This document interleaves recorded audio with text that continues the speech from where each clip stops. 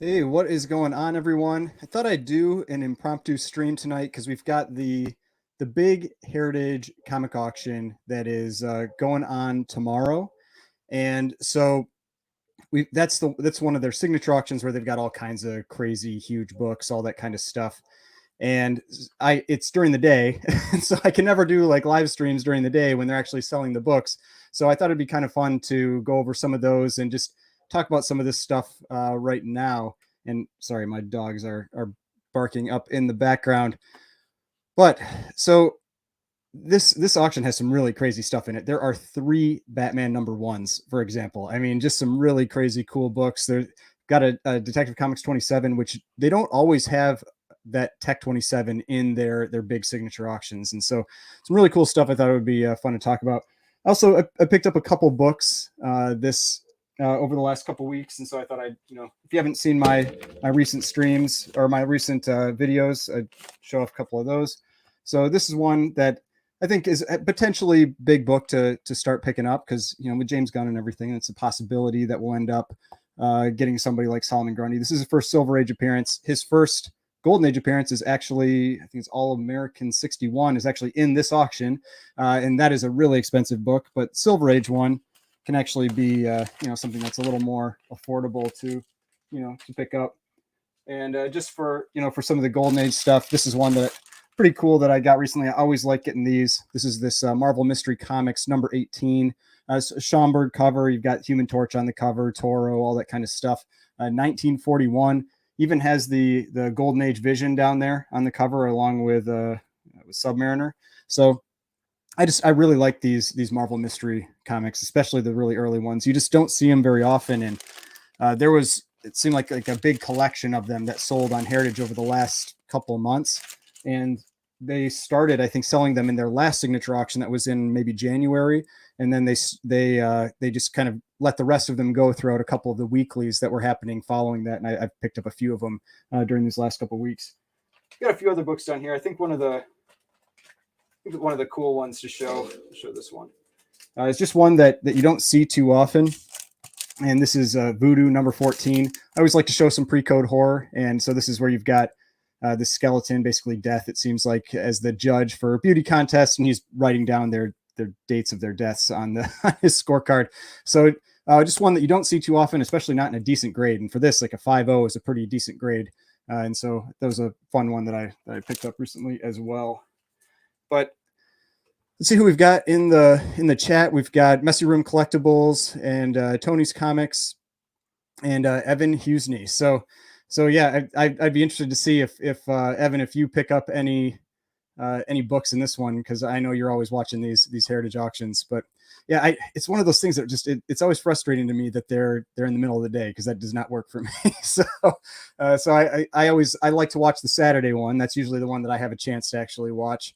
And then that's also when there are books that are more in a price range that I can afford, because usually the Thursday books are the books that are, tens of thousands, hundreds of thousands, in this auction, over $1 million for, like the Detective Comics number 27. So really, really big stuff. Now, there are also a couple other things I wanted to talk about real quickly before I get into these. And because I mentioned in the thumbnail kind of about the comic market, and something that's kind of interesting with what I've seen over the last few weeks, and it's tough for me to decipher where this is coming from. So over the last couple weeks, I've seen big drop-offs in sale prices, and it's specifically on the Heritage auction. Now, the thing that changed that makes it really difficult for me to tell if this is an actual drop in comic prices or if this is because of a change Heritage made. So 2 weeks ago, Heritage changed their weekly comic auction format. It had always been, well, up until about 2 years ago, it had been just Sunday nights.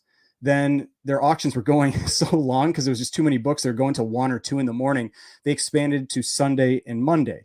And so it's been Sunday and Monday for probably about 2 years. And they just 2 weeks ago changed it to Sunday, Monday, and Tuesday. And since then, I have seen the prices tank in these sales. Now, I don't know if anybody from Heritage watches these. I mean, for buyers, it's great.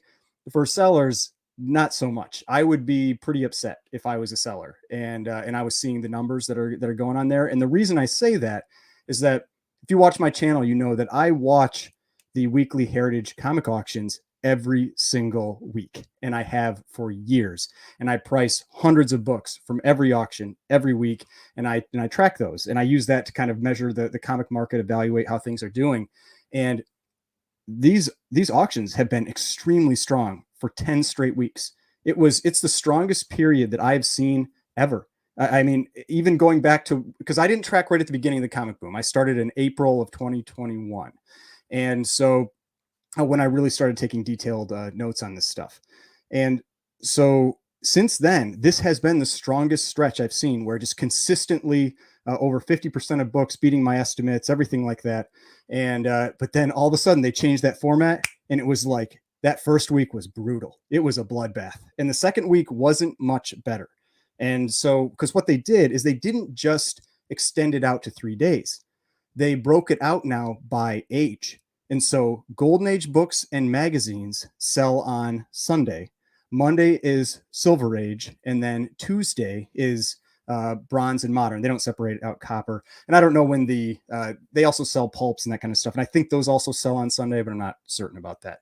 And I think what this has done is it's caused two problems. One is that now you have 3 days of auctions that people have to watch. And I know, like me, I'm already like, it was already hard enough for me to watch 2 days of auctions. Then when it's a third day, I was just like, no thanks. You know, I don't want to deal with watching a third day, taking a third night out of my week watching these auctions. And so that's one part of it. The other part of it is I've been much more focused on Golden Age. And so for me now, I'm watching Sunday. And then now when it gets to Monday and Tuesday, I'm just like, meh, I don't really need to watch this. And whereas what it used to be is when they were all mixed together, even if I wasn't really watching any of the bronze or silver stuff, I would bid on it. If something looked cheap, I would bid on it. I would bid it up. And if it was a good price, I'd buy it. But now I don't even watch those auctions. So I'm guessing I'm not alone. Based on the numbers that I've been seeing from these last two auctions, I don't think I'm alone in that. And I think that if you're a buyer, it is a good time on the Heritage Weekly auctions, because it has been unimpressive on the sales numbers. Now, it's possible that it could also be maybe like recent downturns, because that first week was, I think, like the first time that like 2 weeks ago was when Silicon Valley Bank crapped out. And so, maybe that's, the start of it. But I don't know. It was just the fact that we had so many consistent weeks of strength, and then all of a sudden it was just like terrible. I mean, even the Golden Age stuff, that first week did terrible. This week it did okay. But the silver and bronze and modern was brutal this week. I mean, just terrible. And so there's deals out there on Heritage Weekly auctions right now. So if you're a buyer, watch that. If you're a seller, be careful on those right now, because I mean, it's possible people will kind of like readjust to the new auction format. But I mean, to me, the reality is, like, I'm not even watching Monday and Tuesday now. So if there's other people like that, then, I'm a person that'll just throw in bids, and now I'm not doing that. So it's definitely something that could be impacting the sales prices on those auctions. But let's check out a couple of comments again before we get into this. Let's see. As a buyer, it's fantastic. Picked up an X-Men 266 for $300. Yeah, that was one of them. The X-Men 266. Let me see if I have my little spreadsheet here. That was one of the ones that I was watching, and the X-Men 266 went really low. That one went about 20% below my expected price. And so, that's a perfect example of one that went for a really good price that I probably would have bid on, but I wasn't even watching, because I was just like, I don't have time really to watch 3 nights of these auctions. Let's see. The quality of the books has been lower this past month. I buy from them every week, but not as much recently. Yeah, I mean, I noticed that it seems like they've been lower grades. I have noticed that, but the thing is, even if they're lower grades, I adjust the prices accordingly, and the prices are still not meeting those estimates. That's the thing. Like, maybe it's lower grade books or not as many high grade books, and but the prices I still adjust accordingly. I mean, this week I picked up 4 books, I think, in the Golden Age auction. I felt like I got some great deals on that. New Compass. Amazing how big of a difference the schedule change seems to make. I'll be watching the next few weeklies for deals. Yeah, and that's the thing. That's why I remember that when they changed it to 2 days at first, there was definitely some growing pains with that. But the difference there was that they kept the same ordering. Everything was still mixed together. In this one, they extended it out to 3 days and they changed the ordering of the books. And I think the bigger impact is the ordering change, the grouping by age, where I'm guessing they probably thought, oh, we'll group all the Golden Age together and it'll get people bidding against each other. But the reality is those people were already going to watch that stuff. And now they just aren't watching the other stuff and they aren't throwing in, the occasional bids on those.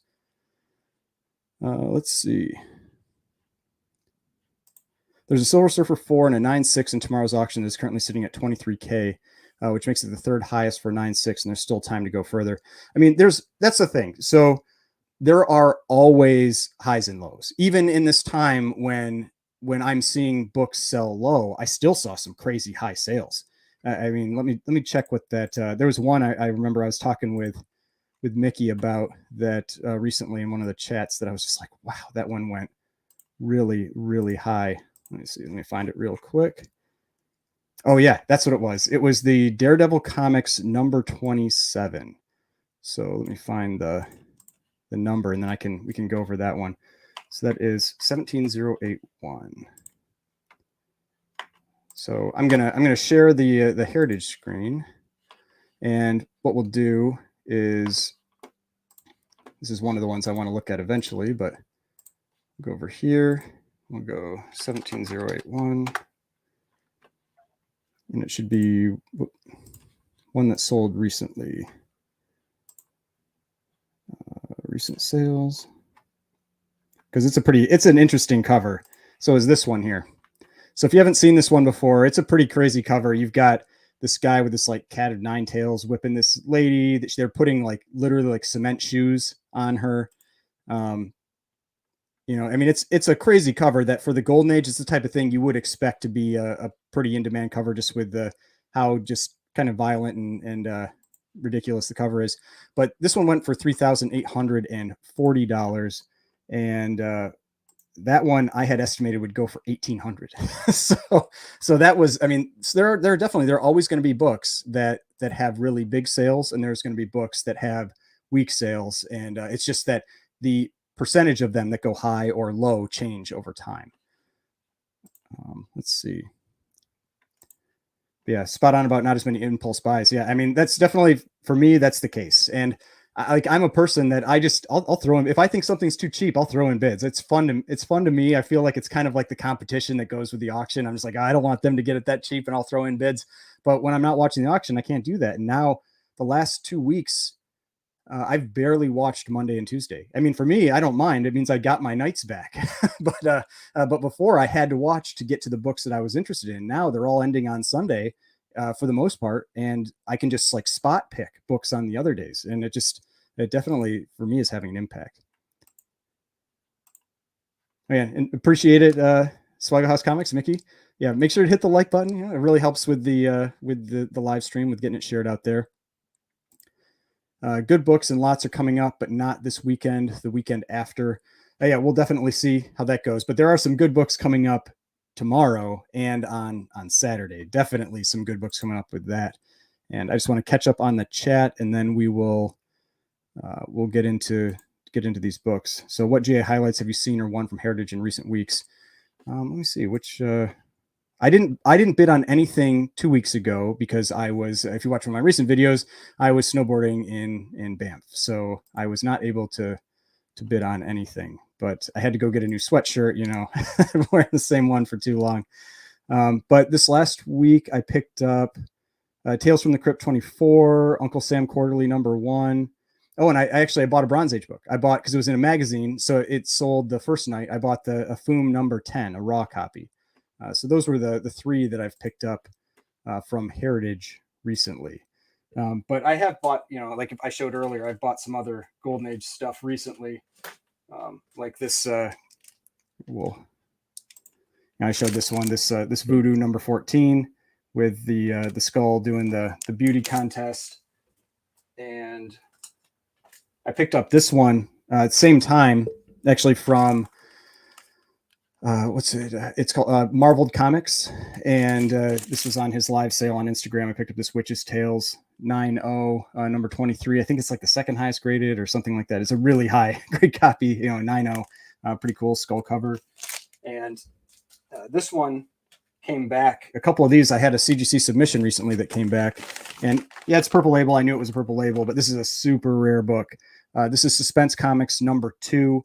Suspense Comics number 3 is one of the biggest books of the Golden Age, but I like going after these early ones. They're super rare, and I was happy to pick this one up. I actually bought this one from Heritage Raw and ended up getting it graded. And this is one. This is an example of one that I didn't get this one pressed first because it was already low grade, so I didn't need to. And then that was the same with this one. This was another one that I bought raw from Alex the Comic Hoarder, and sent it in. And this was a nice surprise. This was this Startling Comics number 41, this atomic bomb cover with Pyro Man. And I was expecting about a 2.0 because this front cover, or this cover, is only attached by the back cover. So it's a single staple book. You can kind of see there. And it's rusty and it's torn on the front cover and it's underneath for the back cover. So it is attached. But I've had a lot of bad luck with CGC, like detaching books, and damaging books that are kind of like fragile in that way, and they didn't with this one, and so it held on to the grade and got a 4.0. So I was very, very pleased with that one. That was a nice surprise in a recent unboxing. But let's jump back to here. If the backlash gets intense, do you think Heritage will make changes? I mean, I guess that depends. Like, the buyers are never going to complain, right? So I think it would depend if they start seeing less people submit books. I assume that there are people on their side that watch the sales as closely as I do. I don't know how many people watch, like, other than Heritage might watch the sales as close as I do. I watch a lot of books from them every single week. But I noticed it. But yeah, okay. And we've got Rick in here. So, and so he's with Heritage. The intention of the 3 nights is allow buyers to collect each niche to live bid. People who collect Golden Age can watch and bid one night, and the same with the other nights. Right. And so exactly, the concern is that, at least from my perspective, is that what it's done for me is that I used to always bid on everything because it was always up at the same time. And it was more of a convenience thing that I would throw in bids on bronze, silver, and modern. But now, because my primary focus is the Golden Age, I just watch Sundays. In the last 2 weeks, 2 weeks ago I was gone. So, but this last week, all I did was watch Sunday, and I didn't even watch Monday or Tuesday. So I didn't throw in any bids on those. And so I feel like that might be a similar case. Now, it's possible people will learn the trends and they'll change how they watch the auctions. But the other thing that I thought might be a concern is that now you have 2 days of the auction that start at 4 p.m. West Coast, and so that's pretty early. A lot of people are still going to be in work when that at that 4 p.m. West Coast time. That's a huge percentage of the buying public that's out there. And so yeah, it's it's fine for somebody who's East Coast like me. It's 7 o'clock, but if you're West Coast or Mountain Time, you're maybe just getting out of work or you're still in work. And so that's why, like, on Silver Age for Amazing Spider-Man, that's where I've been seeing a lot of those books get just hammered. Because it seems to me like maybe it's because they're selling early, where they used to sell on Sundays. And on Sundays, you had, it was on, it doesn't really matter what time it is. Everybody's mostly off work on Sunday. But now on Mondays, a huge percentage of the population is still at work when those books are coming up for sale. Let's see here.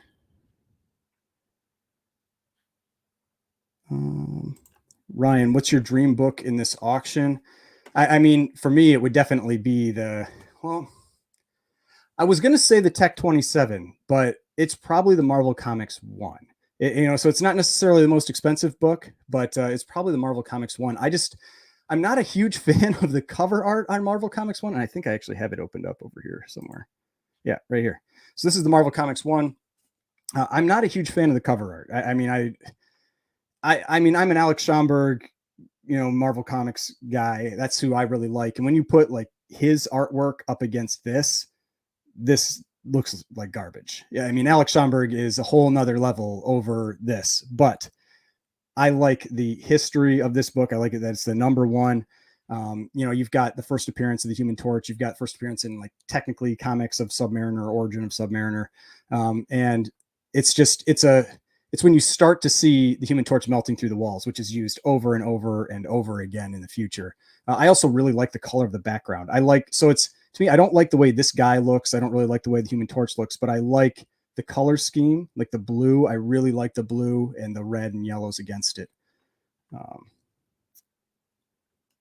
Then we got John says he went to Heritage yesterday and held the Tech and Batman 1 in his hands. That's really cool. I mean, yeah, I've never held a book of that caliber before in my hands. So yeah, that would be awesome. Let's see. For Mickey, I hope you pre-bid $1 million book for the excitement of the stream. I am not doing that. It's too late. It's too late for that. If anybody saw Jeff, Golden Age Guru, he posted a clip on Instagram yesterday, I think, where he threw in a couple bids on the Detective Comics 27. Now the question is, I don't know, and I don't know if Jeff ever watches these or not, but I don't know if he was actually planning on buying that if he won it, or if he was just like, he knew it was going to go for a lot more, and so he just decided, I can throw these in and it won't be much risk, because I think that book will probably go for somewhere like 1.75 million, and I think he was throwing in bids around like 1.1 or 1.2. That still takes a lot of nerve, because if something happens, like say nobody does a bid on it, and then you end up having to pay that bill. That is a pretty serious bill you got to come up with. But yeah, no, that's one of the things I always have to do on the Comic Link auctions, though, because because Comic Link doesn't have a watch list. I've complained about this before, where Comic Link doesn't have a watch list that you can set so you can watch multiple books. And so the only way to create a watch list is to bid on the book. And so you really want to do it early so you don't end up potentially winning a whole bunch of stuff that maybe you can't pay for. And so if you want to watch a lot of books, like there are times when I'll put in bids and I'm probably winning like $200,000 in books, but I'm bid out, pretty quickly, or at least before the auctions start on all of them. So it's all about getting your bids in early enough for those. Let's see here.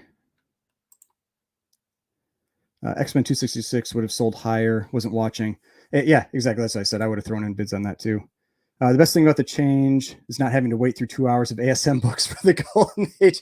I know how you feel. I know exactly how you feel. Like, it's like you get the Action Comics and Adventure Comics right at the beginning, and maybe you get like a All-Star or something like that, and then it's just like 150 or 200 Spider-Man comics. I do totally understand your feelings there, because that they are a huge percentage of the total auction. Probably usually like 10 to 15% of the total auction is Spider-Man. I mean, it is a serious percentage of those sales. All right, let's see. So I think let's see, 1.2 million looking for a 30-day payment plan, please. Yeah, for sure. So now let's start talking about some of these books. So we've got, this is my track list. I'm tracking a ton of the books in this one, just so I can see what they sell for at the end. It just makes it a little easier.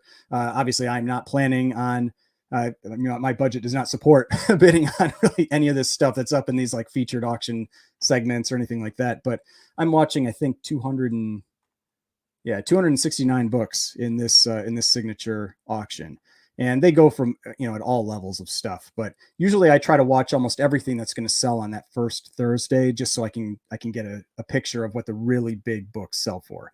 And just in this opener, look at this. You've got the Batman 180. You've got the Batman 170. And then there's another one in here somewhere. Let's see if I can find it. Yep, and here it is. Then we've got the Batman 1.8. 3 Batman 1s. I don't know if I have, in all blue labels, I don't know if I've ever seen that in one of these auctions before. That is a really, really serious set of books. Now, this one I thought could be interesting. This Wiz Comics #1, first appearance of Captain Marvel. The really interesting thing with this one is that, with what's been going on with Captain Marvel and with Black Adam and everything at DC, people think that these big books don't move with movies, but they do. These big books do move with movies. For example, that first Riddler, that one was really, I felt like was really impacted by the Batman movie when he was the villain. And I could see this book, which had been going pretty crazy, had been going really, really high. I could see maybe this one taken a hit. And so I know Hiram with Hiram's Collectibles, he's always looking for this book. I almost guarantee you he is watching this book because I don't think I've seen him win one yet. Because let's take a look at that one. So we've got Wiz number 1. So we've got Wiz Comics number 1 and a 3.0. Let's see what, because it had sold a few lower grade copies recently. So we had a 3.5 that went for 120,000 in January. We had a 4.0 that went for about 6,000 in March of last year, and a 3.0 that went for 78,000, which I think was the one that he was bidding on. That I remember Hiram did like a live stream on his Instagram when he was bidding, or he posted something when he was bidding, and I'm pretty sure he was bidding on this one. And he said his like top end was like 75,000 or something. So he was like, I think probably the underbid on this one. But so last one sold 78,000 based on this. You know, maybe people were thinking that the Captain Marvel movie was going to be real big, but maybe not. And so now I wouldn't be shocked if this one maybe goes low. I mean, it's sitting at 30,000, and this one comes up, I'm pretty sure this is tomorrow. Yeah, 14 hours. So this one comes up in just about 15 hours, and that is not a strong looking number. And so that's one of those things where it's possible. You never know for sure with these auctions. I mean, these are different than the normal weeklies. These ones are sold live. And so you have actual live auctioneers, and you tend to see that you know, it's not automated. So it's not a forced stop, you know, and they'll work the room a little bit and that kind of thing. And so you will often see bigger numbers on these. And so the price that you see going into the auction isn't necessarily a big deal. I mean, now that we're 15 hours away, it's pretty unlikely that anybody's putting in many bids here. Most people are just going to wait for the live, but to even match that last sale, it has to go more than double. Because the prices that are, people ask this a lot, the prices that are here are always the price like with the buyer's premium. And so if this was a heritage sale, which I believe it was, let's check. Yeah. So this heritage sale sold for 78,000. That's with the buyer's premium. And that is what was reported here. And so, I mean, it's got a long ways to go to get up to 78,000, and given the 120,000 sale for a 3.5, I mean, you would think that maybe this means that this would have gone even higher, but given how that movie and everything performed, I would not be shocked if it doesn't. Let's see. Is the Tech 29 a deal? Well, let's check it out. I think, did I bring that one up here? There's the Tech 27. Here, well, we'll just we'll go back to my tracked ones to find the Tech 29.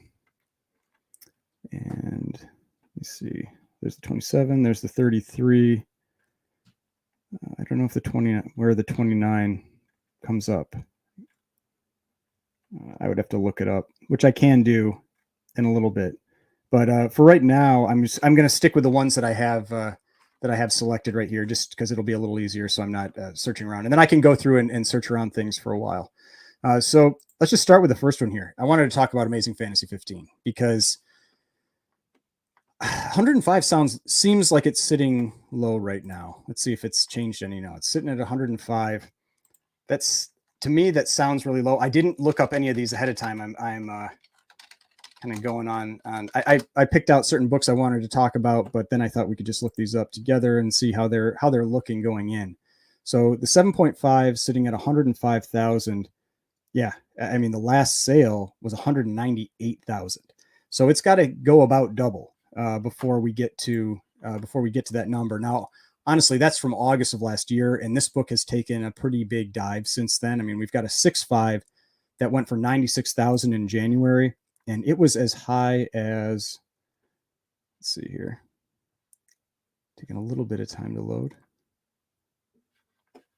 Oh, hopefully I'm still on the stream and I didn't lose internet. Let's find out. Okay, looks like that's still loading. It's just the GPA that's taking its time. All right, so it peaked at 225,000. That's brutal.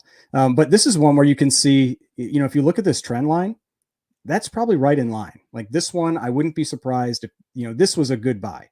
This 96,000 buy for a 6.5 is very reasonable, in line with where this book had been trending.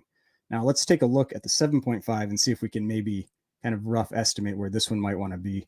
And so this last sale definitely high. It was before that, it was around 156 and then 150.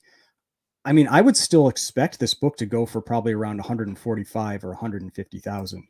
And so it's got a little work to do. I mean, that's not unheard of to have a book go up, multiple times in the live auction. So I would kind of expect this one to go higher. It does have these flaws at the top that are a little distracting. I mean, it's a 7.5, and so a lot of people are going to want something that looks really clean at a 7.5.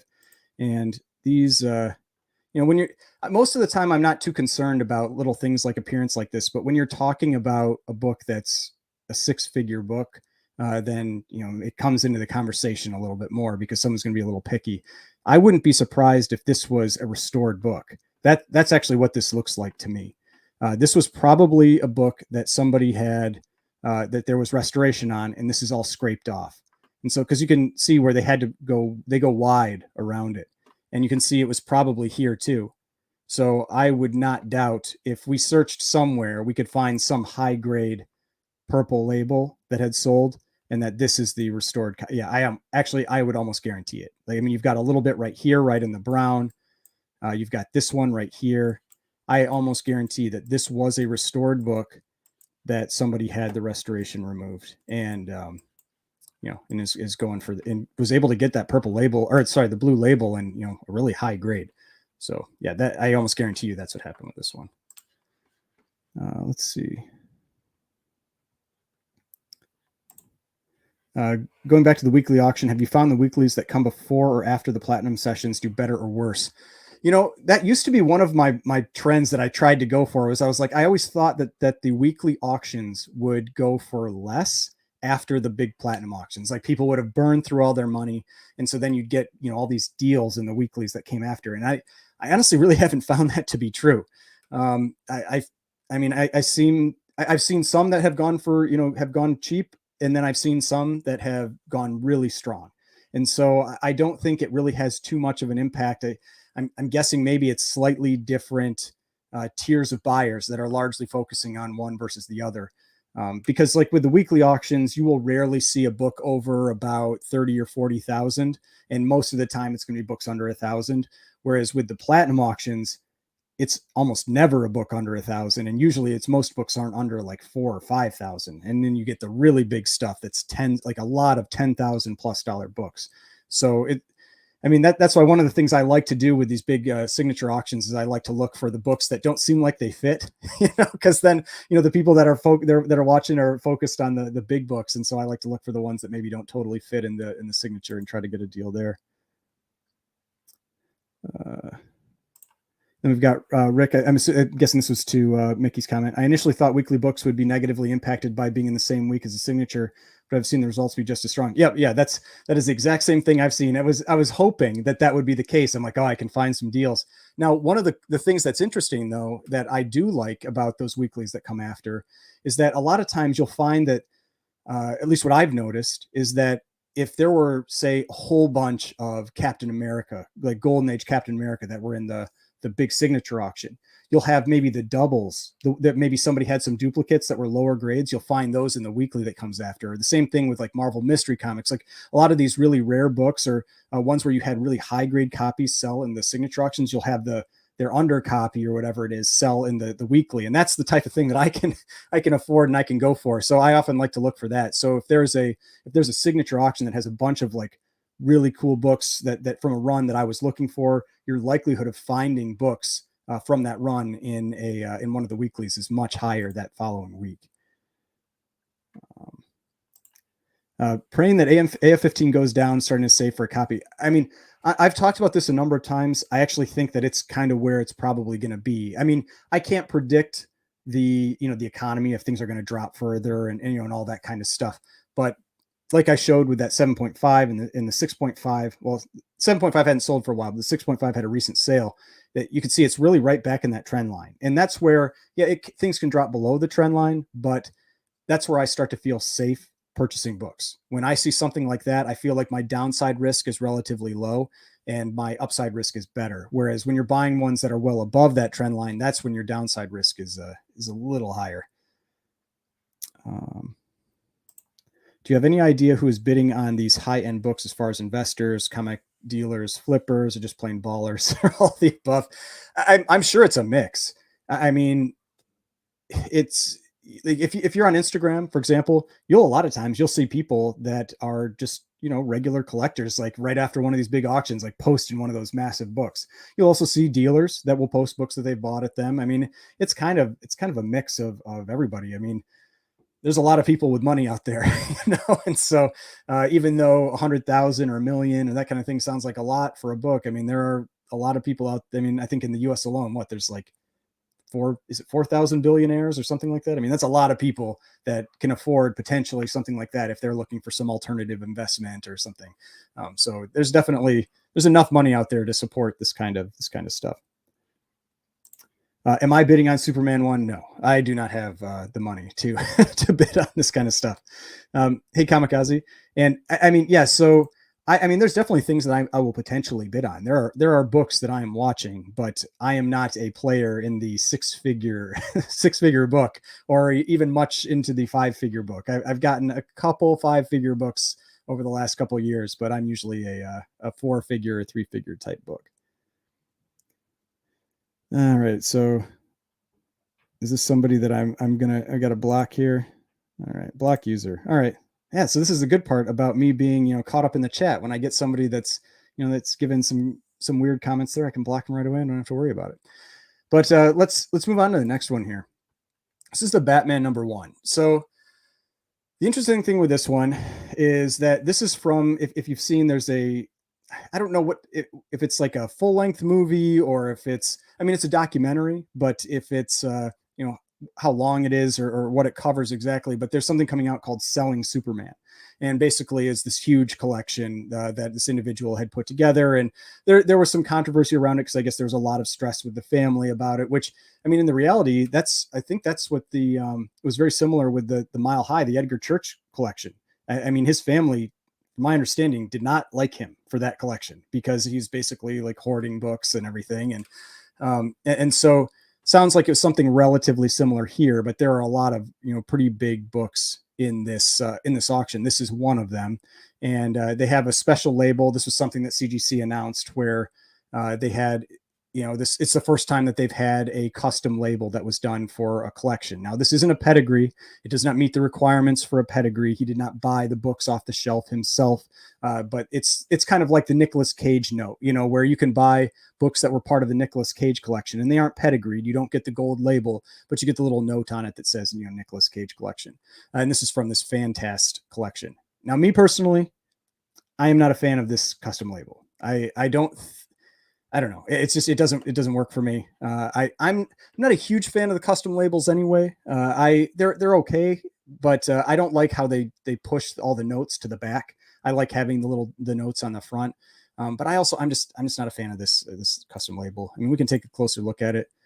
It's got this kind of like artwork on the back here, and then on the front, it's got this thing, which is basically for the film that's coming out, Fantastic, Selling Superman.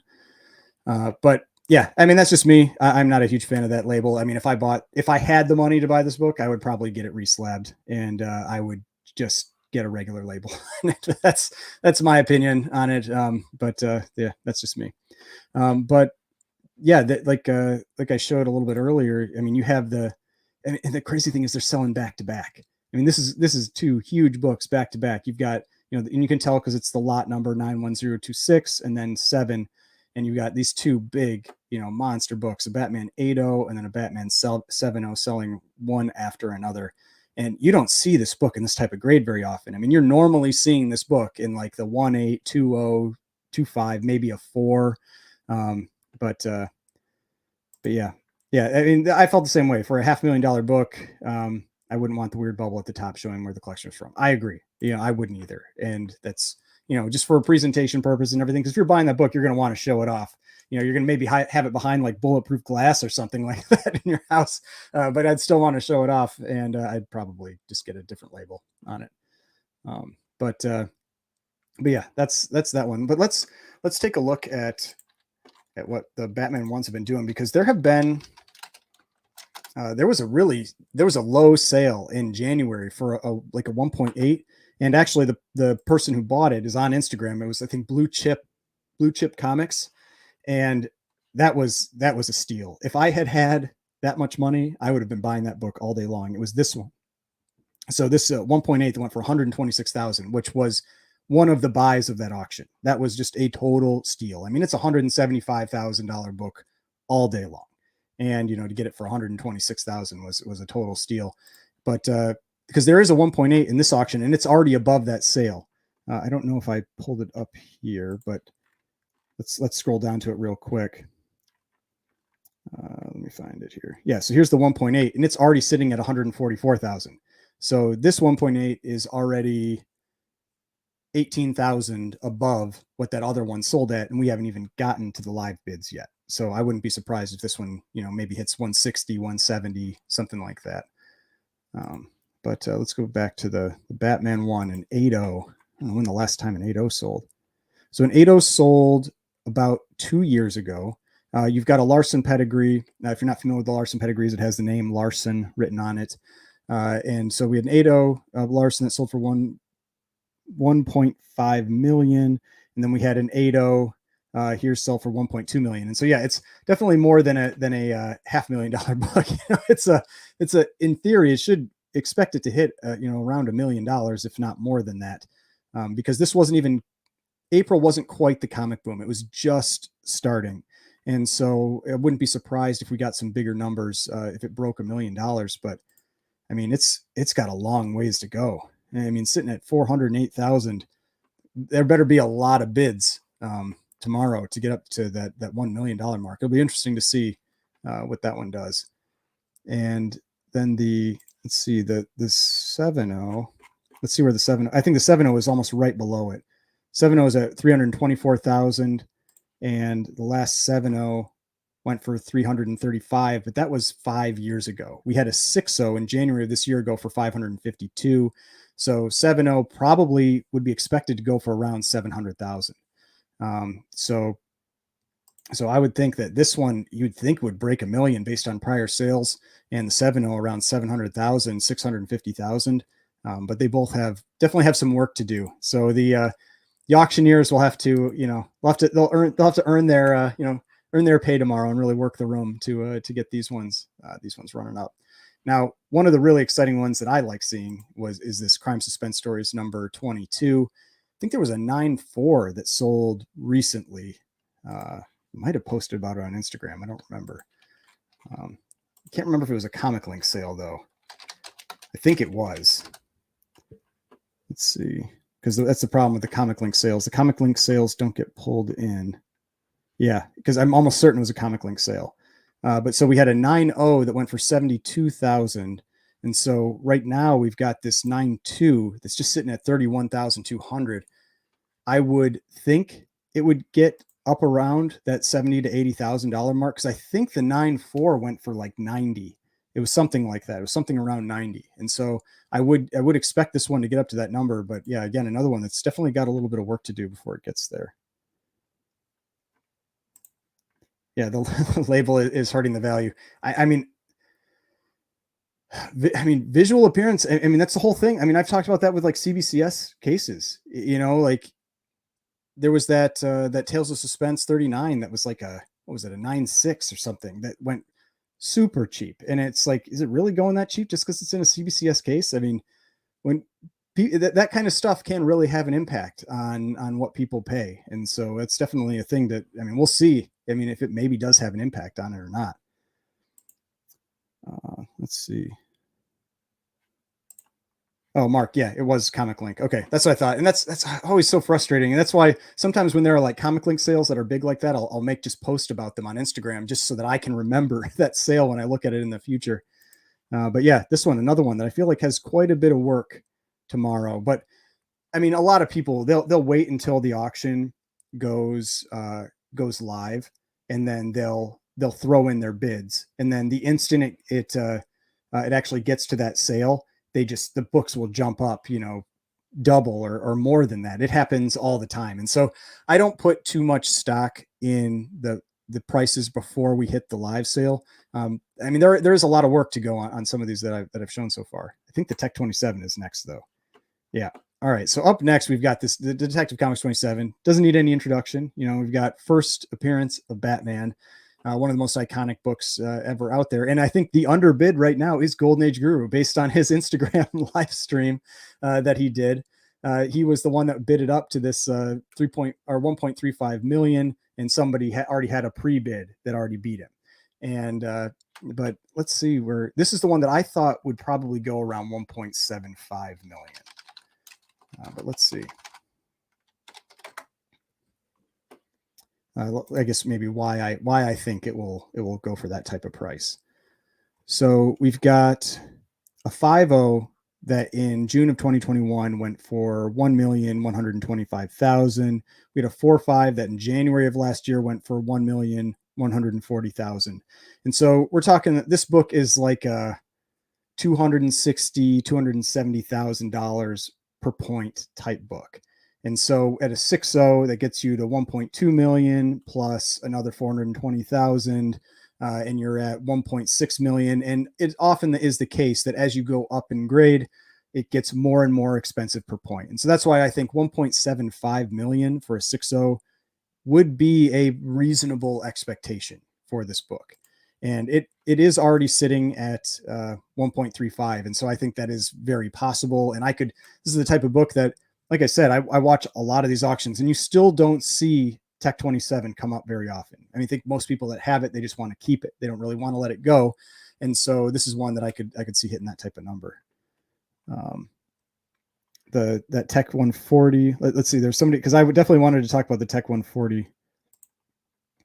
The Tech 140 is going to cost somebody a lot of money. Now, my opinion on this Tech 140, I think the person that's going to cost a lot of money is the person who bought it the first time. So, I mean, I could be wrong. I mean, but this one is sitting at 168,000 right now. Let's see if anything's changed. No. So 168,000 right now. If you're not familiar, there were 2 books that sold in the first Promise Collection auction on Heritage that were the big premiere books. Those big premiere books were this one and Phantom Lady 17 and a 9.6. Both books sold for the exact same price, I believe $456,000. This book right now is sitting at $168,000. Now, I am a huge fan of the Promise Collection. I like pedigrees. I've talked about it before. I like that pedigree. And I mean, I have a couple books from it that I've shown before, but this was the very first auction, and those books were going nuts in that first auction because it was the first time people saw these Promise Collection books. I mean, I think this is I can't remember, is this the single highest graded? Yeah, it's the single highest graded copy on Census. And this was right around when the Batman movie was coming out where the Riddler was the villain. So I mean, while we have had some of the Promise Collection books that have come up again have set new records, you know, they beat their prior sale price. One of them was that All Top 16. It crushed its prior sale price, which I was happy about because I have an All Top 16. But this one, you know, with the Batman movie being over, and, you know, the fact that this one was probably one of the most hyped books of the entire Promise Collection, I would not be shocked if this one takes a pretty steep fall. So it'll be interesting to see, you know, I mean, we'll see how it turns out, but I would be surprised if it hits that $456,000 mark. But yeah, we'll definitely see how that goes tomorrow.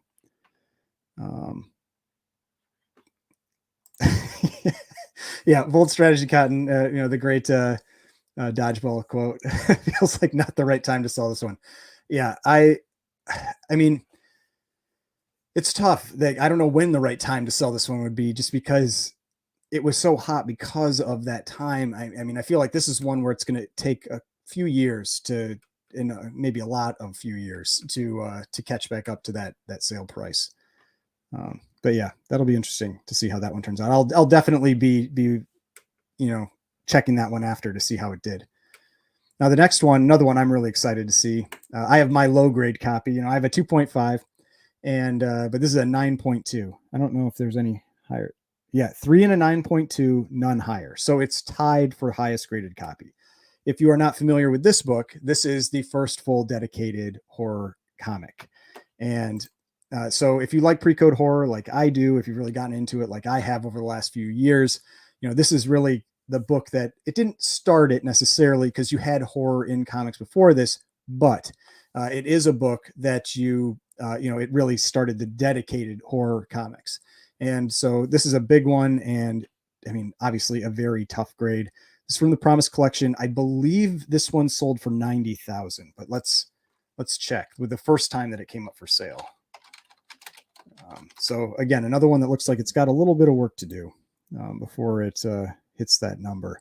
But there have been some big sales for this book in lower grades. So let's see. So the 9.2, yeah. So 9.2 Promise collection sold for 90,000 in June of 2021. I think that might have been originally I thought that November of 2021 was the first Promise auction, but I think it might have been this one. I think we can check that if we just look at Detective Comics 140 real quick, because I know that was in the very first Promise auction, and so whenever that book sold will tell us. So yeah, June 2021. So that means the first Promise collection auction was June of 2021.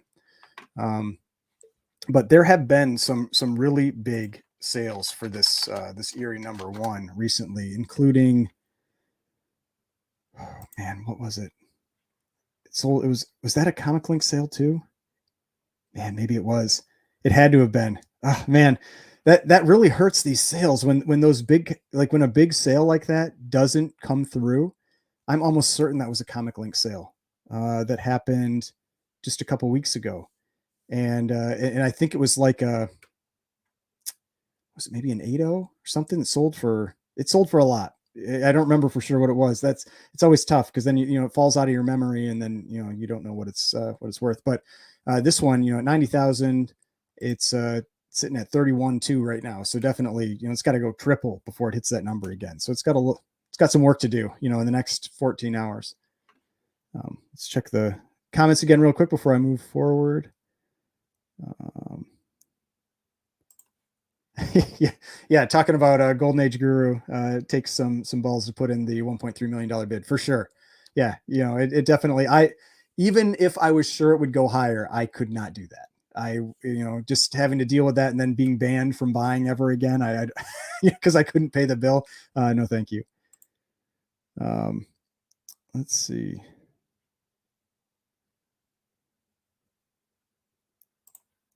Is it a good one? Marvel Science Stories #1. I'm not familiar with Marvel Science Stories #1. I don't know. I'm sorry. I don't know what comic that is. But let's move in. So here's that Marvel Comics. This is the one I was talking about before. I really like this book. I like the color scheme of the cover. I like that it's a #1. I always like #1s. Golden Age #1s are just always fun to get. But this one has had some, I feel like some disappointing sales over the last, I don't know, 6 months, maybe 6 months, something like that. It's just, it seems to keep going lower than I think it would. So, because we had this 3.0 sold for 223,000 in November, 2.5 incomplete. That seems like a pretty strong sale. Went for 293. I think this was the one that I was pretty surprised about, this 3.0. Because yeah, I mean, it's like it's up a lot. So you've always got to take that into, with perspective. Like in 6 years, it tripled. So it's not like it's really hurting, but it still seemed, I don't know, kind of like some disappointing sales to me based on what I was expecting for this book. I don't think this one sells for as much as I would normally expect it to. But I really like it. To me, it's one of the, when you've got the top tier Golden Age books, you've got Tech 27, Action 1, Captain America 1, Batman 1, and I always put Marvel Comics 1 up there with it. I think those are like to me, they're the big top tier books. Tech 27 and Action 1 and Superman 1 are really the big ones. But yeah, this one sitting at 246,000 for a 7.5. Yeah. I mean, this is a book that, we had a 6.0 sell for 729,000 in September. It's got a long ways to go. That's all I can really say about that one. And that's what I've been saying with a lot of these. So we'll see how these live bids go. It'll be interesting because it's a white pages copy too. So yeah, I mean, I would expect it to go for 700,000, 800,000 at least.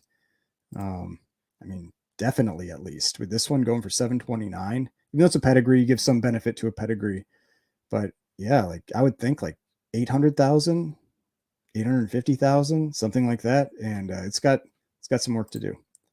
Now, this is another one that I think is gonna hurt for the person who's selling it. We'll see, because this is one of the other early Promise Collection sales. Now, I love this cover. My favorite is actually Mass Comics 2. I like 2. It's tough for me. I do like this one, so it is tough. In terms of the Mass Comics 1 or 2, I think I like 2 more, but they're both pretty great. But this one I think is the highest graded copy at an 8.5. Yep, 1 and an 8.5, none higher. It is an extremely difficult book to get in high grade, and I think it sold for, I think it broke 100,000 when it sold the last time, or it was really close.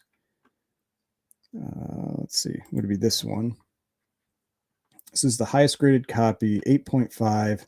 Yeah, 102,000. Just broke 102 or broke $100,000 mark, and it's sitting at about 50,000 right now. Highest graded on Census. That's always tough. It's an LB Cole cover. It's one of the most in demand LB Cole covers. The hard thing when you get up to some of these really big numbers, like $100,000, is that even if you have a lot of money, there are other things you can buy with that. If you're looking at comics, there's other big comics you can start buying at that point. So the question is, do you want this one or something else? Because unless you're, billionaire kind of thing, you're always making decisions, one versus the other. It's just at higher price points. And so this one is actually closer than a lot of the other ones. A lot of the other ones I've seen have needed to like triple. This one just needs to double basically to catch back up. Do you think because of the huge books up right now that the other books in the auction will take a hit? I have never seen that. They're always, the signature auctions tend to do pretty well. They get a lot more advertising than the weeklies. If you're a regular, I mean, I'm assuming if you just buy almost anything from Heritage, they start sending you the advertising material. And so I probably have some of it back here. Yeah, I have it right here. So, I mean, because I buy from Heritage all the time. And so, they send you this kind of stuff. And I think I have 3 or 4 of these. And inside, they've got all the different, books and everything that are coming up for sale. And, the weekly auctions don't get that type of advertisement. And so, so they definitely, and they also have a lead in of multiple weeks. The bidding starts about a month before the auction, or I think it's something like that, 3 weeks or so. Whereas the normal weekly, it starts about 6 days before that auction. And so it's definitely, just you have a different level of advertisement, more awareness to it. Is it an October or a November copy? I don't know. Appears to be a November copy. That's not something I'm familiar with. So, I'm not familiar with the different month copies for Marvel Comics #1. Hey Ryan, what are your thoughts on pre-Batman Detectives? There's a 2.5 22 blue label ending in. I mean, I still think they're cool books, just like any other Golden Age book. They don't sell for as much as the Batman ones, and there's not quite as much demand for them. But I mean, they're books from the 1938, 37. There's always going to be some demand for them. They're always going to have some value, but they're not going to have something that's like a big factor that might drive up prices or move prices with them. But still, cool books. Let's see. Yeah. So people have commented that it's a November copy. Hey Ryan, I see you have teamed up with the Comic Book Presser. I use their services to press a book. Is it possible to see the status at CGC if they sent it for me? I don't believe so. I think that's generally when you're submitting through a presser, that's usually the case, is that they're not going to check status for you. That's why for me, I sent in through my own account. So I use him, but I use my CGC account. And so I only get 10% off instead of the 15% if I used his, but I do that because I want to see the status of the book. So I know when they're coming back. So I know, how the, when it's coming in through FedEx, so I can make sure I'm not missing a shipment or something. And also just makes it easier to look at grades later when I want to look up grades. Most pressers won't look up grades for you, because if they've got a ton of clients, they just don't have time to to go and be checking grades for everybody. And so that's one of the sacrifices you often make. I mean, you can check, but I don't know, but usually the case is that pressers will not look up grades for you, or not look up grades, but look up status for you. But yeah, let's move on to the next one. So we talked about the mask. We already talked about Wiz Comics #1. How I think, I feel like Hiram's watching this one. I don't know for sure, but I feel like he's probably watching this one. And now we've got the Batman 1.8. Now this is the one I wanted to talk a little bit about, which I did some, because I thought that this one, I just wanted to point out how good of a deal that last one that sold was, and that this one is already above that last sale. This is definitely one of those books that I would love to own at some point. It's one of those things where the point of Jeff Golden Age Guru's Instagram post that he made about the Tech 27 was he opened it up with basically, would you sell all your books for one book? And he was talking about basically like converting all your books to one book, and what would that book be? And then it cut over to the Heritage auction with the Tech 27 and him bidding on it. And that's the question I've talked about on this channel. I've talked about it with, some people I'm in group chats with. Like it's part of the reason why I have cut my keeper list down.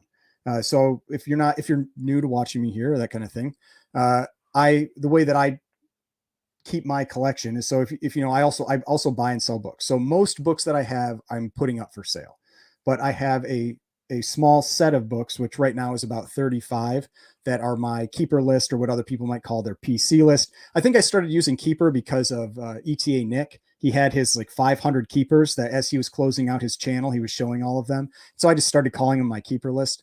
But mine at one point was as high as 100. Then I cut it down to 50. Then I had a conversation with like Mickey and Drew at Como Comics and that kind of thing. And I was like, maybe I want to cut this down more. And so I'm trying to get it down to 25, but the most I could do was 35. I couldn't get it down to 25 yet. But part of that is that I was buying some bigger books. And so when I bought like the Captain America 74, and when I bought the Detective Comics 168, the Promise Collection one, that kind of thing, I had to sell other books to justify keeping those larger books. And so that's kind of the transition that I made, where my collection of keepers started shrinking down as I was adding in higher end books to it. And so, I mean, the ultimate end goal would be, if you're converting it all into one, big book. But to me, I like having different stuff on the shelves. Now the ones back here, none of these are keepers. So that's part of it. It's stuff that I'm selling, but I have it up on the shelf while I have it. But a lot of the time, the stuff that's back on the shelf there is usually my keeper list type books. And so I like being able to rotate that stuff out, and it just keeps it more interesting. And I feel like if I just had one book, I would lose interest in it over time. And so I kind of like the variation. So, I mean, maybe that just means I need to have, millions of dollars at some point so I could have multiple books at this level. But that is not the case for me right now. Let's see. And we've got Gene. To me, it's crazy to pay a record price for a book and then put it right back up for auction, risk losing tens of thousands. Pay a record price, you should really want the book. Yeah, I mean, it did sell about 2.5 years ago for that one. I mean, so because it was June of 2021, or I guess that's 2 years ago, about 2 years ago. So it's hard to say why, someone, buys a certain book or decides to sell different books. And if you're somebody that's buying a $500,000 book or $1 million book, I mean, I can't really think of the mentality there. I mean, maybe it's, that could be like buying a $5,000 book for them, and it's not a big deal. So somebody may lose money on it, and they're probably not happy to lose money, but maybe it's, it's a rounding error for them. I have no idea, because I don't know who bought that book, but yeah, I do think that some of the ones that were like the really early Promise auction purchases are going to take a bit of a hit. Paradise Comics. I like sending in my books and forgetting about them. Then a nice surprise arrives at my door later. Yeah. I mean, the problem is when FedEx tells you that it's going to be a signature and then it's not, and then they just leave it on your front porch. That's always the concern that I have. So I like to know when things are coming in. But yeah, clean for 1.8. It really is a nice looking 1.8. Let's see what the back looks like. Yeah, back isn't missing anything. It's recently graded, so I wouldn't be shocked if this is like a detached cover. But let's take a look. Yep. Oh no, detached centerfold, spine of, oh, okay, that's what it is. Spine of the cover is completely split and reattached with tape. Tanning, tear, so it was a detached cover. It's been reattached with tape. Spine is completely split. 1.8 is pretty high for that.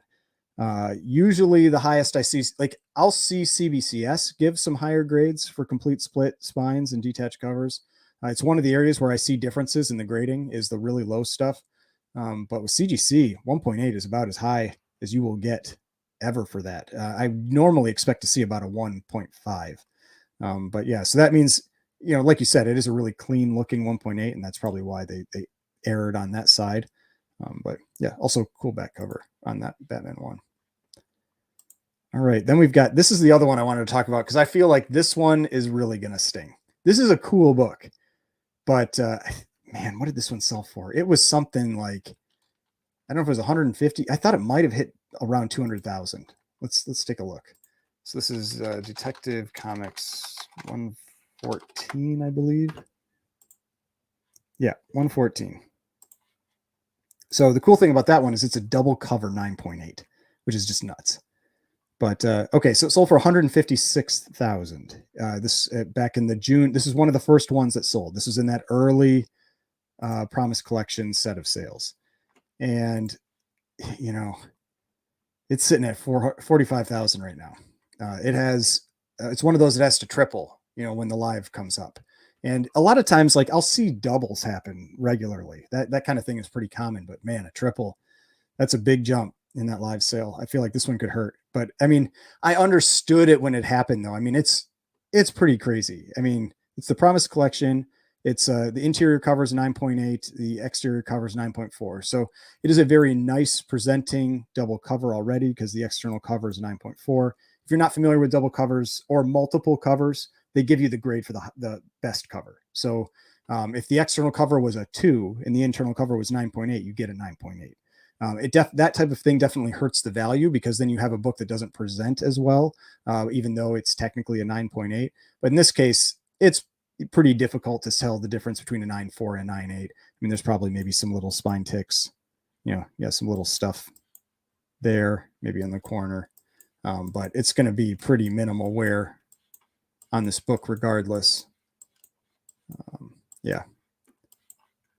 So, I mean, it's still a really great looking book. So even though it's the external is 9.4, it's not a big deal, I don't think, with this one. But yeah, there was just so much hype around that first one. I think the people who were buying in that first June auction, the first couple Promise auctions, they're probably going to be taking a little bit of a sting on these.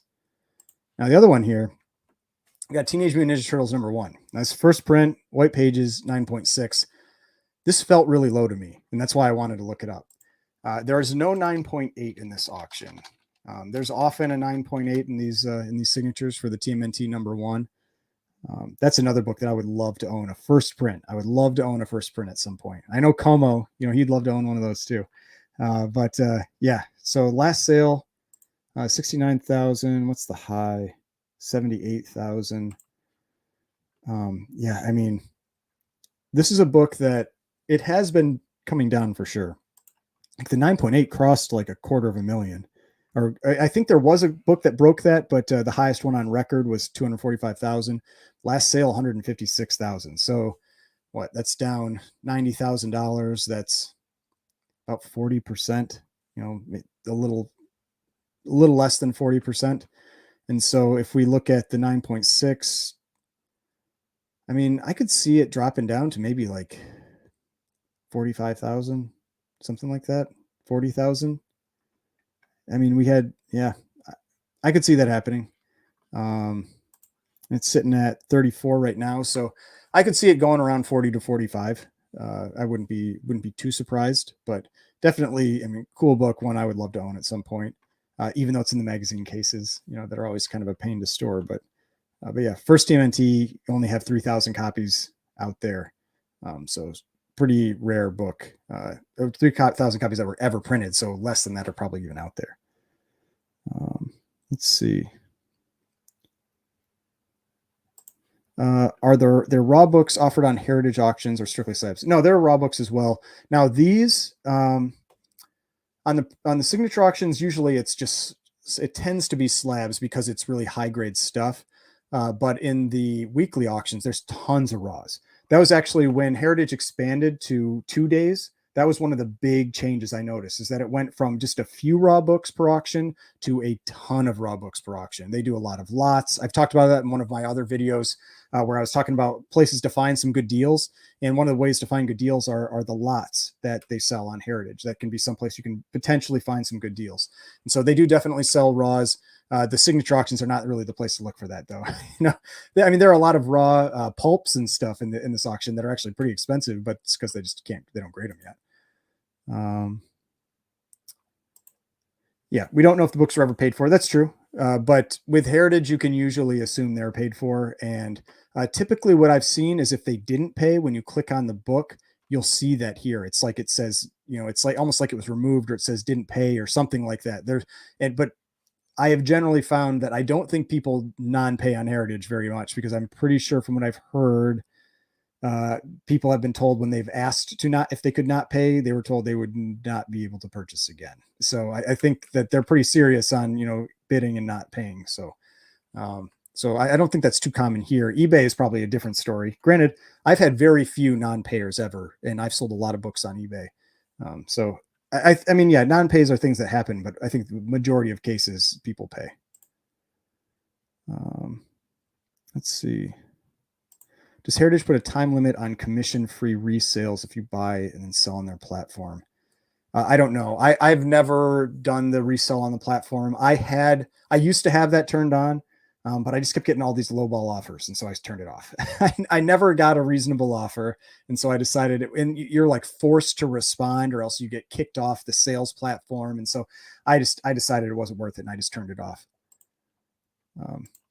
Yeah. Yeah, I know. And I'm always watching them. It's just the tough part that I've seen with TMNT1 lately has been, it's like the high end books are coming down pretty substantially, but the low end books aren't going anywhere. It's like there's enough demand that people that just want it. It's the same thing we're seeing with Amazing Fantasy 15.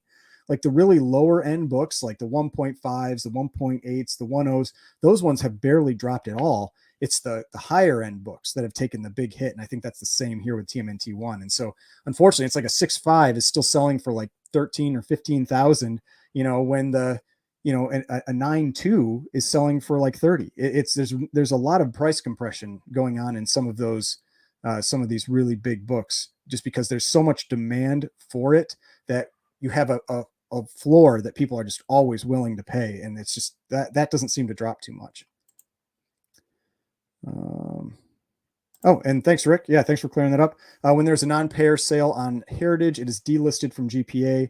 If you know of an instance where this did not happen, reach out to us and we'll make sure the sale is removed. And I've also, one other thing you can do is I have reached out to GPA directly. I mean, they have a feedback form, and you can, if you see that there was like a non-pay from the Heritage side, you can let them know. Or rarely I have seen incorrect books get linked to the wrong, or a book getting linked to the wrong book, or a sale getting linked to the wrong book on GPA, and you let them know, and they fix it pretty quick. They're pretty quick about doing it. Yes, I am definitely watching this one. Let's see. I don't remember where that. Let's just look it up, because I feel like I'm gonna be. I don't want to make you guys have to watch me scroll through stuff. So we'll go here. I'll go to Ultimate Fallout, because this one, I've been talking about this one for a while. That it felt like this one was just getting ready to take a drop, and it's sitting at 16.2 right now. We'll see, because there's a few ways, there's always the conspiracy theory side, where somebody that owns it is going to, want to bid it up to try to, retain the value on their book. But this one has had one lower sale recently. It had or I guess I'll say two. It had the signature sale. There was a signed copy that went for like 33,000 or something. And then there was a blue label that I think sold in the last Comic Link for around 33. I posted about it on my Instagram. There was some, if you want to check out my Instagram, go follow me there. I posted about that one there. And now this one, I was thinking this book, when it ultimately bottoms out, I could see this one going into the mid-teens. I wouldn't be shocked. And the reality is, though, that is still a huge jump. I would even be a little afraid there. So, with this one, I mean, and I like, Miles Morales. I like the Ultimate Fallout book. I just think that this one got way too hot. And I'll show you what I mean. So you've got the variant. Oh yeah. So I guess GPA, it's lucky that last sale was Comic Links. It doesn't show up on here.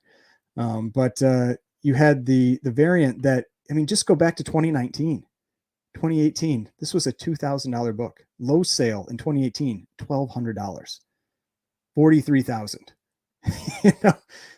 That's 20x for that book. That is, I mean, the Silver Age stuff that went crazy. Like one of the worst ones is probably X-Men 4 was one of the worst ones. And then for Bronze Age, X-Men 94 was one of the worst ones. And those went up I believe 5x, 4x to 5x. This went up 20 times. That should scare you. If you're somebody who bought here, it's just, it would make me nervous. And because when you look at how many copies are out there, let's see. Ultimate Fallout number 4. So let's see. Let's look at how many copies are graded out there. There are 174 9.8s. And I would not be surprised if there's more raws and everything that are still sitting out there. And, when we look at the sales history, now there are definitely private sales, all that kind of thing. And there's the Comic Link sales that don't show up on here. But since 2021, I mean, there were 8 that sold in 2021, 3 that sold in 2022, 1 in the last 90 days. This is not a lot of copies that at least publicly have sold. Less than 10% of those copies, which means a lot of people probably bought. So let's look at this. So we had 1, then 4, 12, plus 13. And even this, let's see, when did it hit? These were all at 9,000. So this is low. So we'll say publicly 12 copies sold for these kind of high elevated numbers. That means that a lot of copies that are out there, people probably got for pretty cheap, $1,000, $2,000, even $10,000. And it's the same thing that I think probably happened with Amazing Fantasy 15. Prices double or triple when people had a very low buy-in. They're like, hey man, this is $100,000 book now, and I paid 20. I'll sell this. And so I feel like that is the type of thing I would be looking out for, is that you have a lot of people that maybe are only into it cover price, maybe, or what would it be called? Ratio price. And, or they paid a couple thousand or a couple hundred, and now it's a $40,000 book. I'd be tempted to sell it too. And so that's the type of thing that I get really worried about. You've got, I've shown this one before in one of my prior videos on a book that I said looked like is probably pretty reasonable to start looking for right now. And that's Hulk 180. Hulk 180 has corrected almost back to, if not all the way back to, its pre-boom prices. And so if we look at a 9.2, if you look at that trend that Hulk 180 is following, it's right there. I mean, this book, I would be very comfortable buying a Hulk 180 right now. Yeah, who knows? Maybe it drops a little further, that kind of thing, but I'm not real nervous about, the downside, the couple $100 down it might have. But that other book, it's still up 20x, 15x, from that. That would have been if this one went from 1,600 to, would that be so 20x, 32,000. If this turned into a $32,000 book, I mean, it's off the page. That's what that Ultimate Fallout 4 Drajevic variant did. It went here, off the page is what that book did. And it's still up there. And so that's why, when you're looking at a chart that it looks it looks the same, you're not really looking at the percentages here. You're just looking at dollar values. It's it went up a lot and it's trending down. It's no, it went up way more than that. If you charted these percentage wise against each other, this would barely be a blip on that chart compared to that Ultimate Fallout 4. That's what would make me really nervous there. Sorry, let's see. Trying to make sure I catch back up on comments. Como, so the TMNT 8.5 down to 16.5, gives me hope. Yeah. Then how much of a premium do I place on white pages? None. Now, when I sell it, I know people do place a premium on white pages. Some people do, and so I will often ask a higher price for it. But me personally, I buy page quality means virtually nothing to me. The in the hierarchy of the book, I've got grade, it's highest, then presentation, then page quality down below the screen is where I put the page quality. It's just, I mean, the reality is I think 99%, maybe 95% of people, if they had a book in front of them and they were told to tell you, is this white pages or off white pages, or off white to white or white, they couldn't tell you the difference, and so that's why to me, like, white pages just, it doesn't mean that much to me. And the reality is that's why, like, especially with golden age stuff, like older stuff, I buy brittle page books all the time. I don't care. I buy slightly brittle, tan, off white, white, because a lot of times it's like there's like 50 copies out there, 100 copies out there. I can't afford to be picky with that kind of stuff. Now with moderns, it can hurt the price for sure, because they can't afford to be picky. If you've got an ASM 300 and there's, I don't know how many, like 30,000 graded, you can afford to be picky. If you decide you only want white pages, you can just wait a day and you'll find one that has white pages. But if you're talking about a, Detective Comics 31 and you only want to buy a white pages copy, I don't even know if a white pages copy exists. I mean, there probably is one, maybe, but that's the kind of thing where I'm not picky about page quality, especially when I'm talking about Silver Age and Golden Age. Bronze, a little bit, maybe. You want to be modern, you definitely, it makes a difference. Weird Mysteries number 4. Yeah, that is a crazy cover for sure. I can't remember. Is there one of those in this? I think there is. Let's take a look.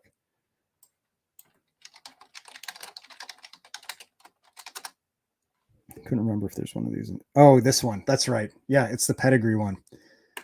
Yeah, this is one that for me personally, like, I get this book is really popular, but this is one of those books that this one grosses me out more than almost any other pre-code horror book. There's something about this ant, like the way he's drooling, the face and everything. This book creeps me out. I don't want to own this book.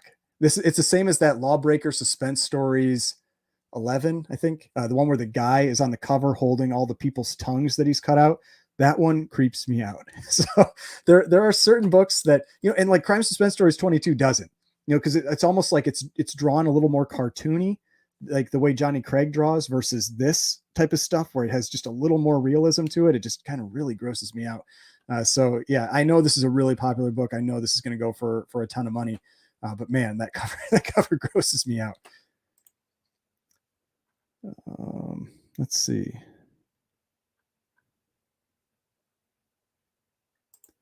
Where can I send books for? I'm guessing you mean, I don't know what CBG is. If you mean CGC, I don't know what that is. So if you clarify, I can maybe answer, or somebody in the chat can answer. I don't know what CBG is. I personally keep the UF4 variant if I had it. I think it's only a matter of time until we get a live Miles Morales when his movie is announced. So that's something, actually, I'd like to talk about that, because that's something interesting that I've noticed, that I've noticed, at least with books that are still elevated in price, that movie announcements, trailers, TV shows, that kind of stuff don't really seem to move the needle. And it's because what would have happened is you had a book that was like moving along at, its normal trend price. You get this announcement, and it does this big spike, and then it like gradually trends down over time.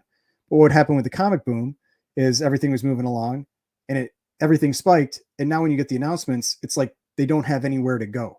People don't really want to spike it again. So you tend to get books that sell. Like you'll have like when we had the Swamp Thing announcement from James Gunn. I had 3 copies of Swamp Thing #1 listed, and I sold 2 of them within a week. One of them right away, one of them about a week later. And it wasn't like they went for crazy new records or anything like that, but they just sold. And so that's more what I've seen in the market with elevated prices still on books.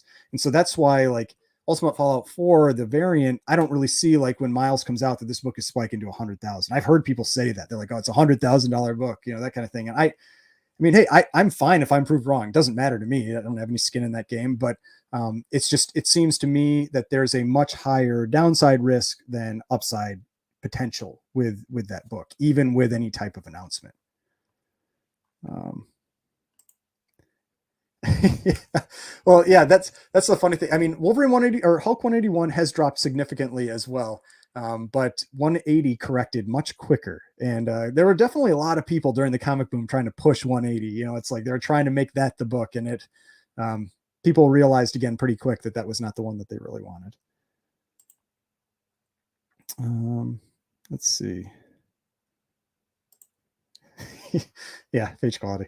But it also depends on, with the page quality thing, it depends on where you, like, what you're watching. Like, if you're on Instagram, you would think page quality was the number one thing. Like, there's certain segments of the collecting community that it seem to care more about certain things than others. And they're often very loud about the things that they care about. And so a lot of times on Instagram, you hear like white pages, but like when you actually go to sales, it just, I've bought white page books for cheap, and I've bought, and I've sold brittle page books for record prices. It's like most people, I think, just want the book. They want a nice presenting book.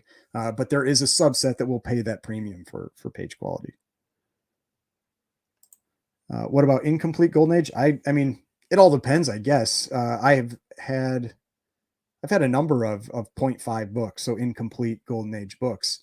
I mean, to me, the main thing is the cover in that case. That's really what I'm looking for. Is it a nice presenting cover, or is it, all torn up and everything? Because you can have some beautiful 0.5s. It just happens to be maybe they're missing the centerfold, something like that. And so one of the things I always like to look at with that is, it's like it's getting your foot in the door. You get your foot in the door with those books, and then if you want later, you can upgrade, and then you've got something that's going to be trending with the prices in that book. And so, you get a low, like that's how I built up to my copy of Fantastic Four 49. I have an 8.5. My first copy I bought, I think, was like a 3.5. Then I got a 5. Then I got a 6.5.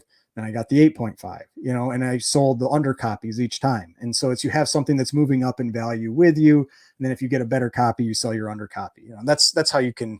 And same thing with Golden Age. You can start with a 0.5 and just be, happy you finally found a copy of that book.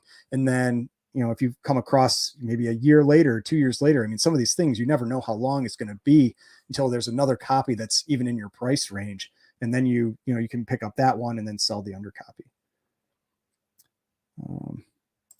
But yes, the book is imprisoned in a slab. You won't see the pages anyway.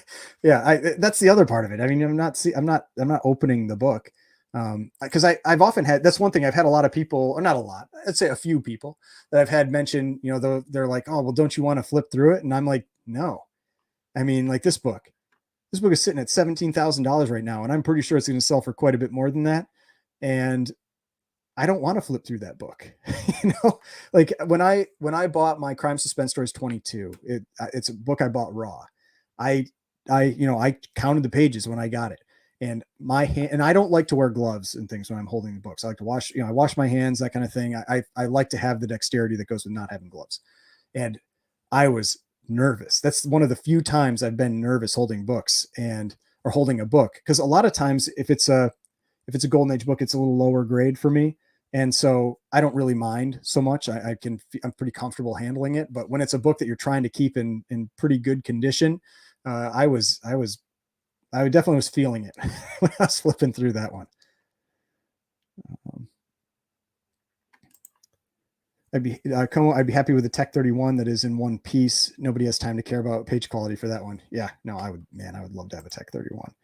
I feel like I missed the boat on that one. It was never cheap, but I feel like it was a little bit more affordable. And now it's just, I think for almost anything, there was like a 1.0 or a 1.5 that sold for, it was like 50 or 60,000 or something like that. Let's take a look. If you're not familiar with Detective Comics 31, it's, in addition to being the fifth appearance of Batman, it's also one of the most classic covers. Yeah, so it was a 1.5 that sold for $66,000. And a 1.0 for 48,000. I mean, it's just like there's no chance anymore with that book. Unless it's one of those things where, you sell, or for me at least, you sell a whole bunch of books and you just decide you're going to trade for it. But yeah, this is that Detective Comics 31, if you're not familiar with it. The one that was homaged by Neil Adams in Tech 227 a number of years later. But let's see here. Let's go back to the comments. That weird mysteries creature reminds me of the classic episode Outer Limits. I'm not familiar with that. I did used to watch the Outer Limits, but it has been a long time. I have a question for you, Ryan. Is there any era? Let's see if I don't see a. Is there a continuation of this question? Question for you, Ryan. Is there any era books? I don't know what that means. So if you still have that question, if you can clarify what you mean there, maybe I can answer that. Talk a lot about the trend line for books. Is there a formulaic way to calculate what a book should be at, like 15% above mid 2020 price? I mean, not really. Every book changes differently, and it's all just. I mean, it's like anything. It's a best guess for that book. But one of the things I kind of like to do, I can't remember. It was in one of the videos I did a while ago. Is I showed how books have changed in value over time, and in kind of like the compound annual return. That's how I tend to look at it. I look at it like a compound annual return, because the way that you can kind of treat it is that it's like if you had a stock that you were holding, you don't pay taxes on it until you sell it. And so it's, any gain it's gaining without, any tax implications until you sell. And so you can use like a compound annual return for that. And for a lot of key issues, I can't remember exactly what I saw. It was something like 15% year over year. Now there are times, and that's over, 50 years, 40 years, 50 years, 60 years. And so there will be periods of time where the book, I wouldn't want to look at that one, look at something sold more often. There'll be periods of time where these books are flat. I mean, like, look at this. Like, this is Amazing Fantasy 15. You can tell there's this very gradual uptrend on this. Now, these when you have like a stock market, when you have the pricing for stocks, usually they do it in logarithmic form. So it doesn't give you these like really long flat things where the price really overwhelms what it is when it was a long time ago. These are just linear. So it kind of hurts you a little bit with being able to see it, but you can kind of tell it was this long general trend up here till here. Then we hit, 2016 to 2017. It did a big jump, and then it was flat for 3 years, 3-4 years. It did basically nothing for 4 years. And then you have this big jump here again, and then it'll probably be flat around here for another few years. So it's not like you always have this like simple constant uptrend. That's not necessarily how it works. You have a lot of little ups and downs, and then you just kind of see things generally trend up over time. But I think that's what I had seen. It was for a lot of key issues. It's different when you're talking about keys versus non-keys, but for a lot of key issues, around 15% was pretty reasonable of what I saw over very long periods of time. Yes, I would also take an Action 1 in any in any condition. That is one I do not see Action 1s come up in any auctions, hardly ever. That is one that people don't want to let that one go. I mean, that's the same with the Tech 27. I see Superman 1s and Batman 1s much more often. I do not see Action 1s or Tech 27s hardly ever. And the Action 1s, a lot of times we hear about those selling, they're private sales. And I think that's probably people just don't want to risk, throwing it in the auction. Like if you paid $5 million for a book, you don't want to risk a bad auction and you lose $1 million. You're like, I'll just hold it until somebody wants to pay me at least a little more than what I paid. Ryan, you had an interesting observation in a recent video. You noticed brittle page books have great color saturation. Yeah, I don't know why that is, but it is something that I have noticed a lot, that in the brittle page and slightly brittle page books that I've had, a lot of times the colors look really, really nice and vibrant. I don't know what the reason is for that. I'm sure there is some reason for it, but yeah, that is something I've noticed. Well, yeah, I mean, Elite's on Instagram, right? so, so Instagram, like I said, Instagram is page quality seems to be a much bigger deal on Instagram. Um, what is my opinion on the difference between Universal Blue Label and conserved? So it's not conserved Blue Label; it's conserved Gray Label. It's a blue, but it's got the gray strip, and I mean, a conserved book is just a restored book. It's just a very specific type of restoration. That's the thing that's tricky with those conserved books is that it's, conserved is restored. It's just a very specific type of restored. And so it gets a conserved label. The rules for it are on the CGC site. It's like, I think it has to be like A1, but only very certain types of A1. It can't improve the appearance of the book and this kind of thing. So I treat it like restored. I think it does because people are very, like we talked about with that Superman or the Batman 1, the 8.0 with that label. People are very visual. And so I think the fact that the conserved label it is blue and just has that gray difference. It looks so much like a universal label. I think that does really help the sales price. And so it gets a little better numbers than it would if it was a purple label. But yeah, I mean, it is just a restored book. I treat it like a restored book.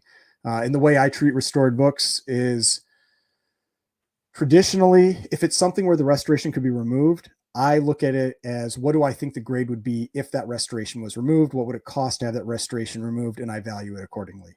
If it's something where the restoration can't be removed, that's when you start using kind of a little more of those rules of thumb where you're like divide by 2, it's 50% or whatever. And then as the value goes up, that percentage drops. So if you have like a 9.6 restored, it's not going to be 50% of the value of a 9.6 blue label. It's probably going to be 15% of the value. And so there's going to be a big difference when you have, a really high grade copy versus a low grade copy. I was actually just talking about that with someone today, where I was saying, with low grade restored books, I've sold on more than one occasion. I've sold a low grade restored books for the same price as a low grade universal because it's about the same book. They're very similar. And if you remove, like, say it's like a 2.0 restored and you remove it and it's still a 2.0 blue label, it's like, well, then you only maybe take out the difference in the cost of restoration removal. So I tend to find that the lower the grade, prices do get pretty close together. No, my dad definitely does not have a secret collection with a Tech 31.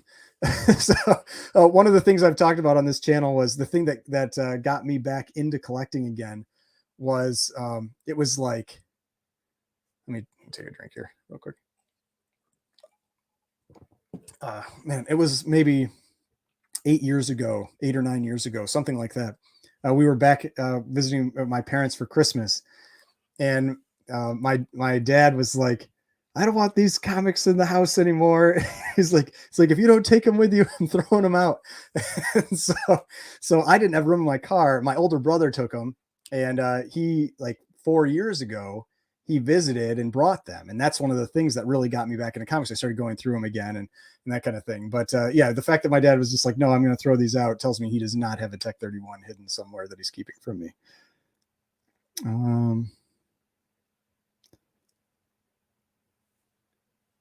I'm not sure. I'm trying to connect this this comment from Sergey Henderson. I have a question for you, Ryan. Is there any errors, comic books that has errors? Could it be on the auction block with the errors? I still don't know what that means. I'm sorry. I'm not. I don't know what you mean by errors. Like if it's something where the book is listed incorrectly, I've seen that happen before, and Heritage is usually really good about pulling those before they go live. A perfect example, I made a video about this one. There was the, am I blanking on it? Oh no. What was the book? Oh gosh, now I'm blanking on it. It was that, the Suspense 3. That's right. So it was the Suspense Comics number 3 that it was basically, so if you're not familiar with Suspense Comics number 3, I'll show you that one real quick. It's basically one of the most in-demand Golden Age books that exists. It is an Alex Schomburg cover. It's this, Nazi good girl art, whatever type cover. And so this is like outside of superhero books, this is like possibly the number one, probably the number one book. It's this one, it would probably be the most expensive if there was a really high grade copy. Phantom Lady 17 is technically, I think, the highest price. I believe that's the highest price non-hero, because I don't really consider it a hero. I consider it a good girl cover, but non-hero Golden Age book. This one would be if there was a similar, if there was like a 9.6 of this one sold, it would crush it. But basically what happened was there's actually, I bet I can find it here. There was a CBCS. Where is it? It was a 0.5. This one. So there was this CBCS 0.5. And what happened was, you can look at this one. You see, this one looks very, very similar. So it has the exact same flaws. And this one was pages, or first, let's see what here. I'm trying to read this here. Last 4 pages missing. So basically you had the CBCS 0.5 that was incomplete. So it gets a 0.5. Then what happened was there was an auction on Heritage where somebody, what they had done, I don't know who, but had bought this book, had cracked it out, and had replaced the interior with a complete interior. And then they resubmitted to CGC. Then CGC graded it and gave it a, what was it? I think it was like a 1.5, 1.0 or 1.5, something like that. Maybe it was a 1.0. And I have it. I think I have it on my Instagram page, and I have a video that I did about it. But regardless, they gave it a blue label. So they missed that it was married. Now, the big reason for that is that if you look at this one, you can see the staple here. Normally, the way that you would identify married is that the staple holes don't align, but there's paper missing there. So you can't do it. Now, there's some question on how CGC should have handled that. Should they have returned it to the person and said, we can't confirm that this is a complete copy. We are not going to grade it. That is after I made that video, some people brought up that, and I think that's a very valid argument. That is how something like that possibly should have been treated. That, because they could not confirm that this was a complete copy because that staple does not align with a piece of paper that could actually tell you that it's the same cover, then they say we can't grade this book. And so that could be a way, that could have been a way to mitigate that risk. But what happened was it was a blue label. It was up on the Heritage auction, and about 3 hours or so, like 2 or 3 hours before the auction, it got pulled. The listing got pulled. And so it was like, oh my gosh, like what happened? And it was because somebody that was on the CGC forums was looking at this book and wanted to buy it. And they commented, they're like, hey, this book, the blue label one, looks exactly like this 0.5 CBCS. And sure enough, it was, it was definitely a married book. And so now you've got this where it says the cover and centerfold married. And so that was the other thing that I feel like that was not a good look for CGC. They grade a ton of stuff, but this almost had to be a walkthrough. So, this was an expensive book to grade. They likely had a couple sets of eyes on this book. And so you would think that this is something that they could catch. Now, missing the cover, like I said, I could see that happening as long as they are forcing the grading through. But centerfold, missing a detached or missing a married centerfold, that is a harder thing to do, because the centerfold, it's the same thing. Those holes should line up.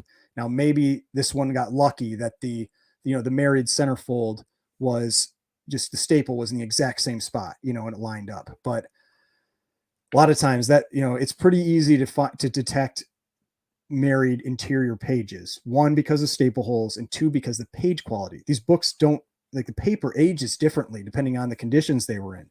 So it's just very likely that it was different page color. And it's just, I feel like it was probably rushed. And the fact that this book, if this is a $20,000 book and you have to pay 3% of value, it probably cost them $600 to get graded.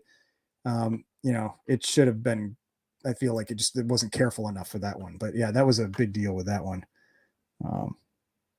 That's an example of an error that was identified during, right before the auction was going to go up and the listing got pulled.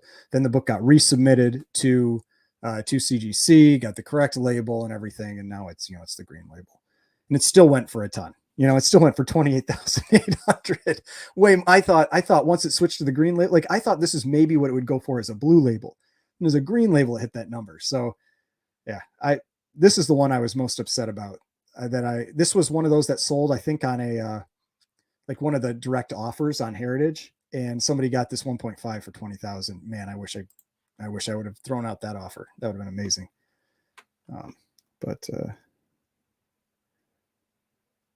let's see. You don't really see Tech 31s either. Yeah, I've seen a few of them come up, but yeah, it's very similar to Tech 27. You really don't see those come up for sale very often. There was actually one that sold, I think, on Elite Comics 11 recently. So, I mean, yeah, if you think Instagram doesn't have big books, like if you haven't been on Instagram, I mean, I've bought a lot of Golden Age books on Instagram, a lot of like big books that I've bought there. There is a very significant collector community on Instagram, and I highly recommend getting on there if you're, into comics. Yeah, I know people say that the brittle page books will wither, but the reality is there are some cases where yes, that's true. So I'll show you one. The one that made me nervous, and because I wanted to bid on this book, and ultimately I decided not to, and I still kind of regret it. This was this 0.5 sold on Heritage, 42,000, and so this is a brittle page book. This one. So because that's the thing, like brittle has a big range. So this is brittle where you can see the book deteriorating inside the case. That's the type of thing where that made me nervous, because now you've got a book you spent $40,000 on it, and it's deteriorating in the case. It is a Batman 1, and it's a complete Batman 1, which, it's still something that is pretty incredible. And I felt like this was a really good price for it. And, but then you can have brittle page books that have very little brittleness to them. Like it could be a corner that's like this big, that's brittle, and then it gives the whole book a brittle designation. And so that's the type of thing where brittle doesn't necessarily mean the whole book is crumbling and falling apart. It means there's some segment of the book that is fragile. But like I've had a couple books I've submitted that came back brittle, and I was like, I flipped through those. They were fine. It's just that you had some, the edges might be starting to fray some and have little pieces maybe flecking off, but the rest of the book is really solid and pliable and everything. And so it's not necessarily that the whole book is just crumbling. Let's see. Really enjoyed the chat. Wish we could keep listening, but I got to go. Yeah, I know. I don't know what time it is. Yeah, 11:17. I was planning on only doing this for about an hour, and I've been on here for almost 2. Stop showing this field. I mean, it doesn't matter to me so much because I'm not bidding on these ones. So it doesn't really hurt me. But yeah, I'm sure there's some people out there that don't want me talking about some of these, but yeah, I mean, I like seeing books go for big numbers. It's fun. It's exciting to see books sell for these real big numbers. So, I hope they have a big auctions tomorrow. Let's see. Recently got into comics after inheriting my dad's comics, spent weeks sorting them and learning as much as I could. Your channel taught me more than any other. Hey, I really appreciate that. Glad to hear. Yeah, I mean, that's one of the big things. Like, I mean, I never did anything with grading until maybe 3 years ago, something like that.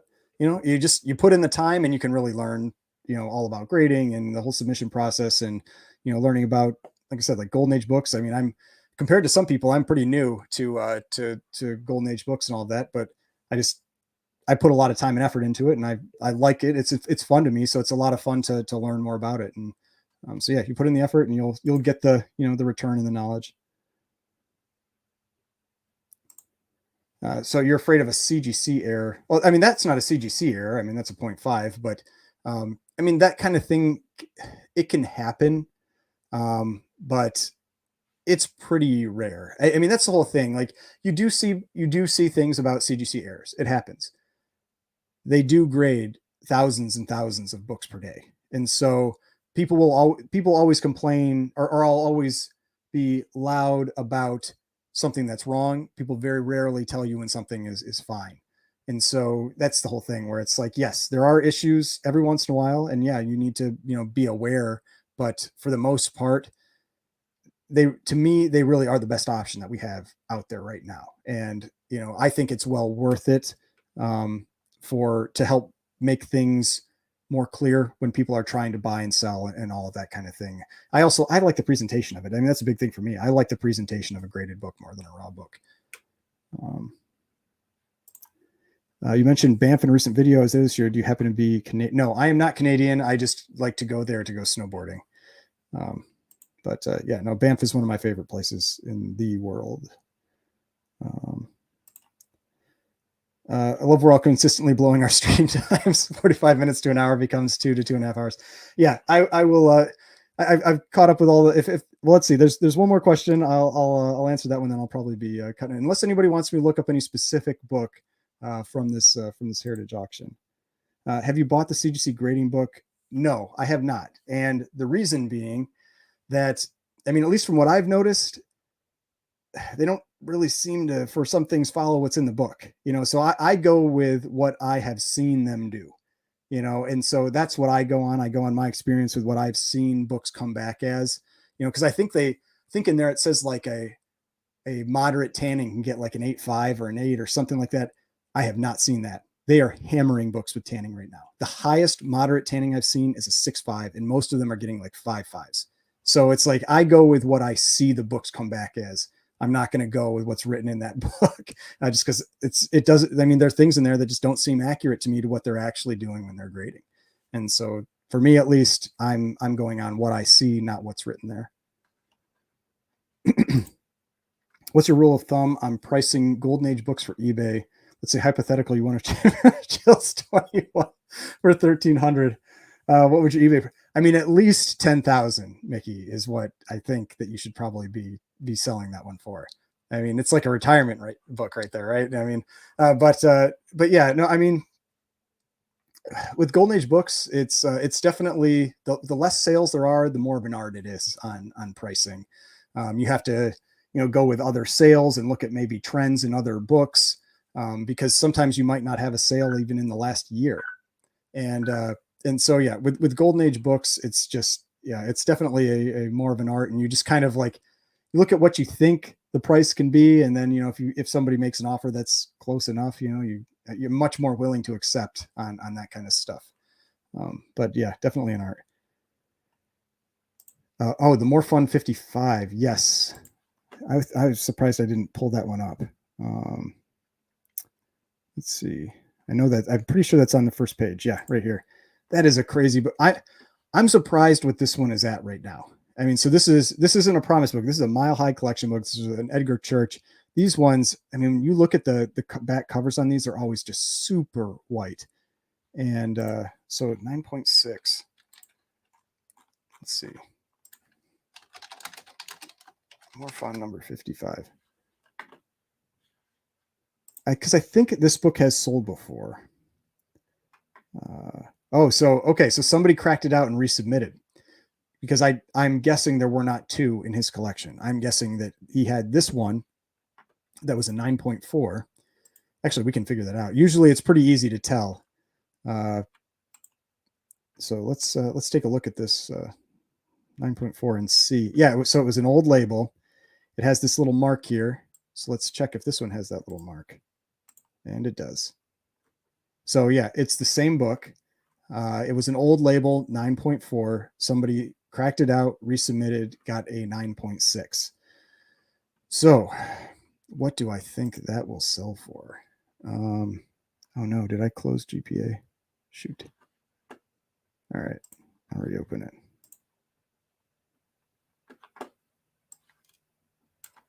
All right, so let's take a look here.